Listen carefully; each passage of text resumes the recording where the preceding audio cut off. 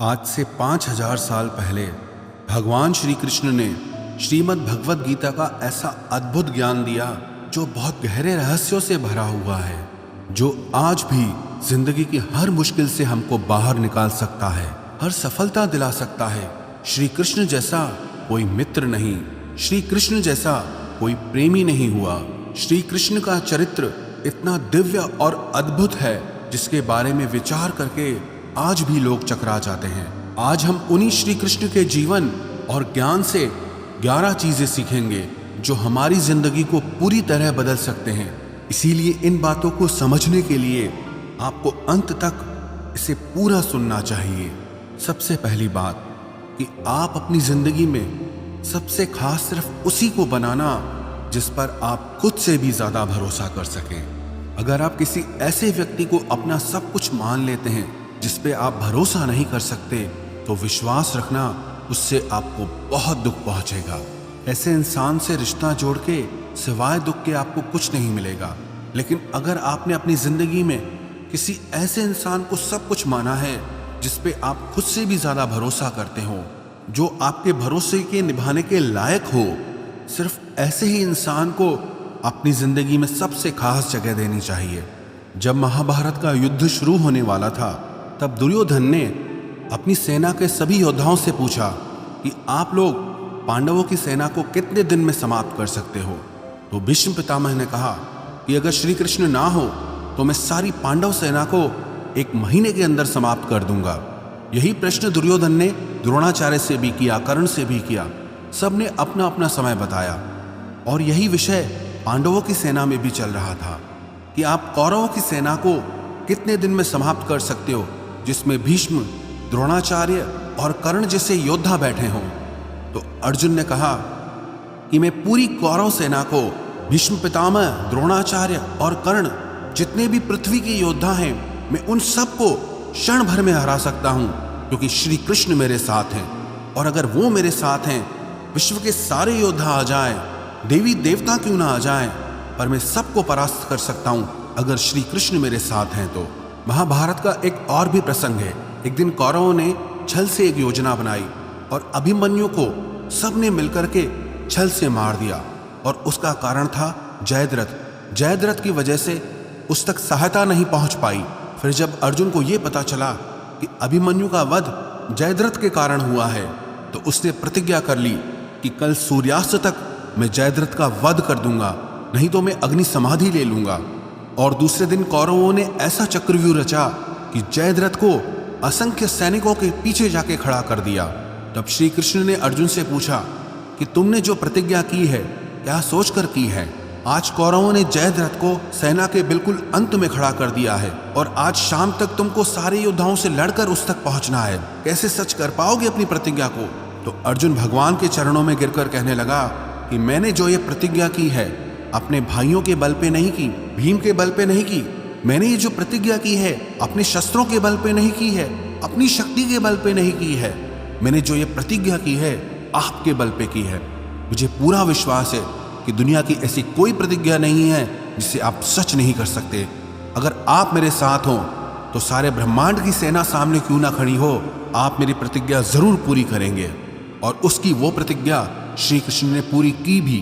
तो इन कथाओं से हमको ये शिक्षा मिलती है, जीवन में जिसे भी आप सब कुछ मानो वो उसके लायक होना चाहिए, वो इंसान वैसा होना भी चाहिए।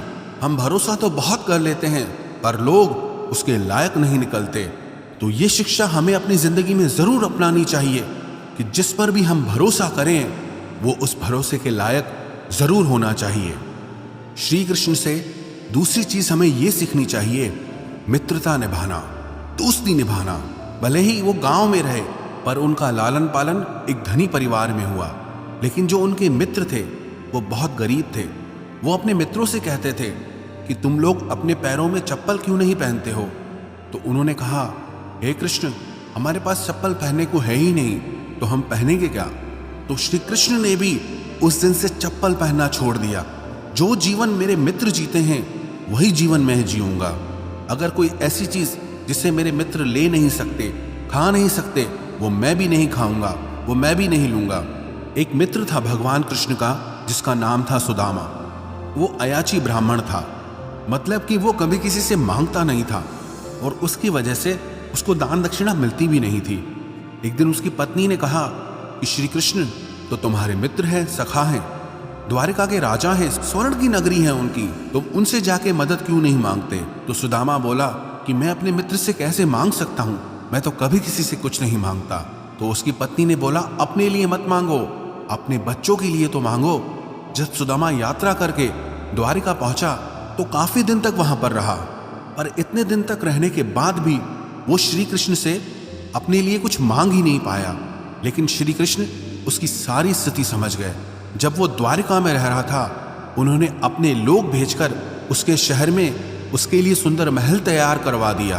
काफी दिन रहने के बाद जब सुदामा वापस गया तो वो बहुत खुश था कि मैं श्री कृष्ण से मिलकर आया हूं, पर मन में दुख भी था कि मैं अपने लिए कुछ मांग ही न पाया। जब वो अपने घर पहुंचा तो देखा जहां उसका घर था वहां एक महल खड़ा हो गया है, दास दासियां खड़े हो गए हैं, और अपनी पत्नी को जब सोने के आभूषणों से ढका देखा तो वो हैरान हो गया। सुदामा कहने लगा कि ये सब आया कहां से? बोला, ये सब आपके मित्र श्री कृष्ण ने किया है। सुदामा ने कहा, मैंने तो कुछ मांगा भी नहीं, मित्र हो तो कृष्ण जैसा जो बिना मांगे ही सब कुछ दे दे। तो दोस्ती निभाना सीखना है तो श्री कृष्ण से सीखना चाहिए। और आजकल के मित्र तो ऐसे हैं, अगर कोई कुछ मांग ले तो सारे दोस्त गायब हो जाते हैं। आप कभी किसी से मांग कर देखो, जो आपको दोस्त कहते हैं सब भाग खड़े होंगे। तो दोस्ती निभाना सीखना है तो कृष्ण से सीखना चाहिए। श्री कृष्ण से तीसरी बात यह सीखनी चाहिए, प्रेम निभाना। वैसे तो उनके प्रेम के बहुत उदाहरण हैं, पर एक उदाहरण से हम समझेंगे। श्री कृष्ण द्वारिका के राजा थे, उनसे शक्तिशाली उस समय पर कोई नहीं था, उनसे धनी उस समय पे कोई नहीं था, लेकिन उन्होंने फिर भी अर्जुन का रथ चलाया। वो घोड़ों को पानी पिलाते थे, घोड़ों की सफाई करते थे। आज की भाषा में कहा जाए तो ड्राइवर का काम हो गया। जब पांडवों ने यज्ञ किया था तो वहां पर उन्होंने सारे लोगों की जूठी पत्तलें उठाई थी। वो कहते थे कि अर्जुन मेरो प्राण है और मैं अर्जुन को प्राण, अर्जुन के जीवन से जीवन हमारो है। तो प्रेम निभाना सीखना है तो श्री कृष्ण से सीखना चाहिए। श्री कृष्ण से चौथी बात ये सीखनी चाहिए कि जिंदगी की बड़ी से बड़ी मुश्किल और कठिनाई में भी खुश रहना चाहिए। श्री कृष्ण का तो जीवन जन्म से लेकर ही बहुत मुश्किल रहा। जेल के अंदर तो उनका जन्म हुआ था। पैदा होते ही कंस ने उनको मारने के लिए बहुत यत्न किए। हर पल जीवन में उन्होंने मुश्किलों का सामना किया, पर कभी उन्होंने दुख को स्वीकार नहीं किया। जीवन को पूरे आनंद से जिया, पूरी प्रसन्नता से जिया। हमारी लाइफ में थोड़ी सी प्रॉब्लम आती है तो हम हिल जाते हैं। कई बार तो कोई दुविधा होती ही नहीं, सिर्फ दुविधा आने का, दुख आने का डर होता है, चिंता होती है, उसी की वजह से हम परेशान हो जाते हैं। जिंदगी को आप कंट्रोल नहीं कर सकते, परिस्थितियों को आप कंट्रोल नहीं कर सकते, पर परिस्थिति चाहे कैसी भी हो, उसमें खुश रहना है या दुखी रहना है, वो आपकी चॉइस होती है। वास्तविकता में दुख और सुख बाहर की चीज है ही नहीं, सब आपके अंदर की चीज है। तो श्री कृष्ण के चरित्र से ये बात जरूर सीखनी चाहिए कि बाहर की परिस्थितियां चाहे कैसी भी हो, लेकिन हमको अंदर से हमेशा खुश रहना चाहिए। श्री कृष्ण के चरित्र से पांचवी बात सीखने वाली ये है कि जो जैसा है उसके साथ वैसा चलो। श्री कृष्ण को भी पता था कि द्रोणाचार्य, भीष्म ये लोग धर्मात्मा लोग हैं, लेकिन वो अधर्म के पक्ष में खड़े हैं। तो अगर वो अधर्म के पक्ष में खड़े हैं तो वो भी अधर्मी हुए, और जो अधर्मी है उसका नाश जरूरी है। और उन्होंने सिर्फ षड्यंत्र किया, छल किया, तो उनको श्री कृष्ण ने भी छल से ही समाप्त किया। मर्यादा उसके सामने दिखाओ जो मर्यादा जानता हो, इज्जत उसको दो जो इज्जत को समझता हो। कई बार हम उन लोगों को इतनी ज्यादा अहमियत देते हैं, इज्जत देते हैं, कदर करते हैं, जिन्हें उसकी वैल्यू होती ही नहीं है। और कई बार जो इंसान गलत होता है हम उसको कुछ कहते ही नहीं है, चुपचाप सहते रहते हैं। कोई इंसान अगर हमसे बड़ा है या हमसे पोस्ट में बड़ा है या हमसे धर्म कर्म ज्यादा करता है, इसका मतलब ये नहीं है कि वो हमें जज करे या वो हमारे साथ गलत चले। अगर कोई आपके साथ गलत चलता है तो वहां मर्यादा काम नहीं आती है। इसलिए श्री कृष्ण के चरित्र से ये जरूर सीखना चाहिए कि जो इंसान जैसा है उसके साथ वैसा चलो। दुष्ट के साथ ज्यादा अच्छा चलोगे तो भी वो आपके साथ अच्छा नहीं चलेगा, लेकिन जो आपके साथ अच्छा है, भलाई करता है, उसके साथ आप कभी बुराई मत करो। आप भी उसके साथ हमेशा अच्छा चलो। श्री कृष्ण के चरित्र से छठी बात हमें ये सीखनी चाहिए कि कभी किसी को खोने से मत डरो।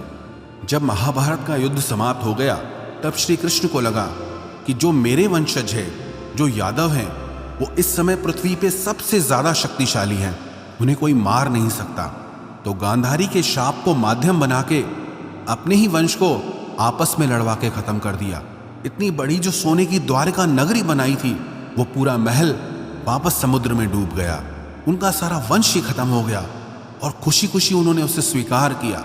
अपनी ब्रजभूमि से श्री कृष्ण को बहुत प्रेम था, लेकिन जब जरूरत पड़ी तो क्षण भर में उसका त्याग कर दिया। सबसे प्रेम किया, पर जब जहां त्याग की बात आई, छोड़ने की बात आई, तो उन्होंने कभी देर नहीं की। ऐसे ही जब हम चीजों से चिपक जाते हैं, किसी को खोने से डरते हैं, तब वो चीजें हमारे लिए मुसीबत बन जाती हैं। कुछ चीजों को पकड़े रहना हमें बहुत तकलीफ देता है।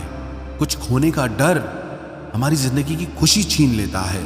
जब आप किसी को खोने से डरते हैं ना, तो एक तो पक्की बात यह है कि उस चीज को खोने के चांसेस बहुत बढ़ जाते हैं। लेकिन जब आपके अंदर किसी चीज को खोने का डर खत्म हो जाता है, तब आप खुद बादशाह बन जाते हैं, फिर आपको परवाह ही नहीं रहती। इसीलिए श्री कृष्ण के चरित्र से ये बात जरूर सीखनी चाहिए कि हमें कभी भी किसी चीज को खोने से नहीं डरना चाहिए। सातवीं बात श्री कृष्ण से हमें यह सीखनी चाहिए कि आपको जो कुछ भी जिंदगी में चाहिए, उसके लिए आपको खुद मेहनत करनी होगी और कोई नहीं आने वाला आपकी भलाई करने के लिए। श्री कृष्ण ने अर्जुन से कहा, उद्धरेदात्मनात्मानम नात्मानम अवसाधयेत। गीता का ये उपदेश है कि हे अर्जुन, कि तुझे अपनी भलाई खुद ही करनी होगी। अपने लिए कुछ अच्छा खुद ही करना होगा। यही इस दुनिया का कड़वा सच है। हम लोगों को अपना सहारा मान लेते हैं, उनसे उम्मीद लगा बैठते हैं कि ये हमारी मदद करेंगे, मुसीबत में काम आएंगे, मुश्किल वक्त में काम आएंगे, पर वो सच नहीं होता है। वो लोग आपके मुश्किल वक्त में कभी काम नहीं आते हैं जिनसे आप सबसे ज्यादा उम्मीद लगाते हो।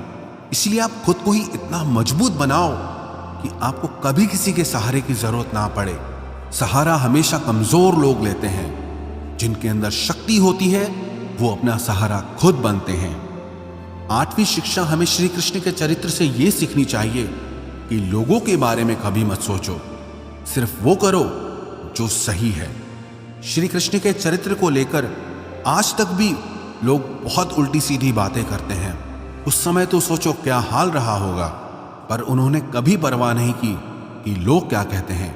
वही किया जो समाज के लिए सही है, वही किया जो धर्म था। कई लोग कहते हैं कि उन्होंने अपने वचन खुद तोड़ दिए। जहां उनके भक्तों की रक्षा की बात आई तो उन्होंने कहा, मुझे मेरे वचन की कोई परवाह नहीं है। जहां धर्म की रक्षा करनी है, अधर्म को नष्ट करना है, वहां मेरा वचन कोई मायने नहीं रखता। परित्राणाय साधूनाम विनाशाय च दुष्कृताम, कि जो अच्छा इंसान है मैं उसकी रक्षा करूंगा और जो दुष्ट है उसका नाश होना बहुत जरूरी है। तो दुनिया चाहे जो भी कहे, आपको वही करना है जो आपके लिए सही है। आपको वही करना है जो आपके परिवार के लिए सही है। श्री कृष्ण के चरित्र से नौवीं शिक्षा हमें यह सीखनी चाहिए कि अगर झूठ बोलने से किसी का भला होता है, किसी की रक्षा होती है, तो वो झूठ पुण्य होता है, पाप नहीं। द्रोणाचार्य का वध एक झूठ की वजह से हुआ।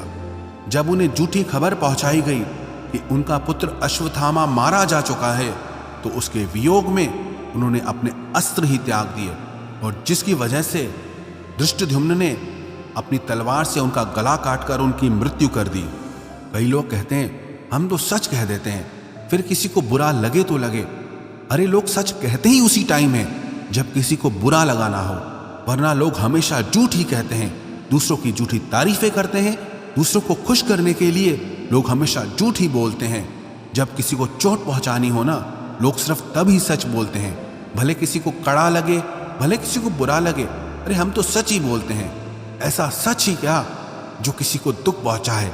ऐसा सच ही किस काम का जो किसी को पीड़ा दे, जो किसी का दिल दुखाए? सच बोलने का भी एक तरीका होता है। अगर वो किसी को नहीं आता तो वो आपका सच झूठ से भी बढ़कर पाप देता है। जो सच दूसरों को दुख पहुंचाए वो सच किसी काम का नहीं, और जो झूठ किसी की जिंदगी बचा दे, किसी की जिंदगी बना दे, वो झूठ भी सच से ज्यादा पुण्य देता है। श्री कृष्ण के चरित्र से 10वीं बात हमें ये सीखनी चाहिए कि कर्म करते रहना चाहिए। सफलता मिले या असफलता मिले, कर्म का त्याग कभी नहीं करना चाहिए।